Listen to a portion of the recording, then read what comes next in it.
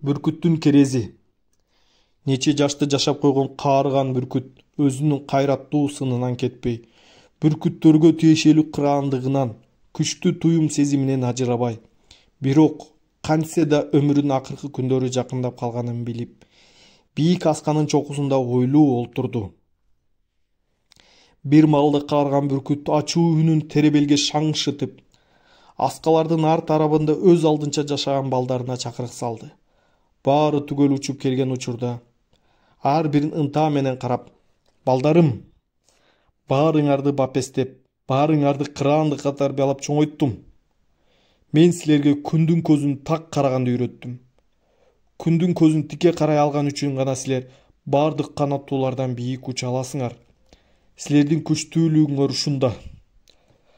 Жарыкты кабыл алганыңар гана үчүн гана силер көз көрбөгөндү көкүрөгүңөр менен көрө аласыңар. Силердин кыра акылыңар ушунда.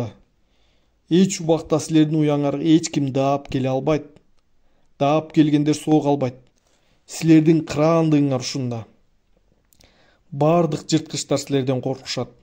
Көзүңөргө илинбегенге аракет кылышат. Бирок балдарым, эсиңерде болсун. Алсыздарга жана кароосуз калгандарга үстөмдүк кылбагыла. Керек кезде жоолашканына да айкөл болгула. Башкаларды багынтыш үчүн күч колдонсо болот, бирок сый урмат дайыма эле күч аркылуу келе бербейт. Мына менин өмүрүмдүн саналуу гана күндөрү калды. Бирок мен уяда жата берип өлгүм келбейт. Жок. Эч качан. Мындай болбойт.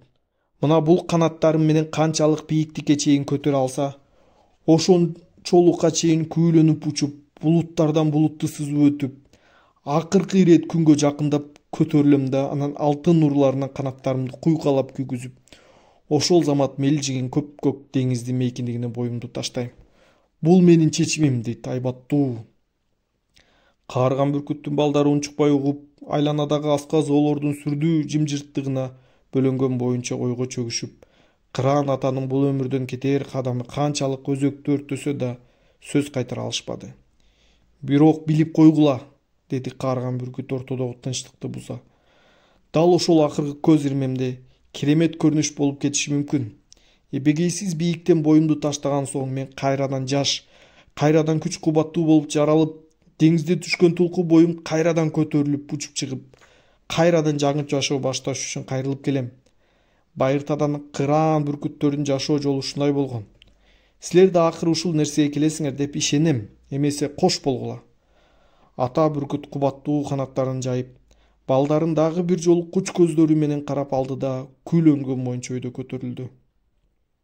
Намыстуу, ардуу, эрке күрөктүү балдарды тарбиялаган ата бүркүт акыркы ирет асман тиреген сүйүктүү аска зоолорун айланып, тегеренип, коштошуу сайнышын кылды да улуу күндү карай зуулдап бет алды.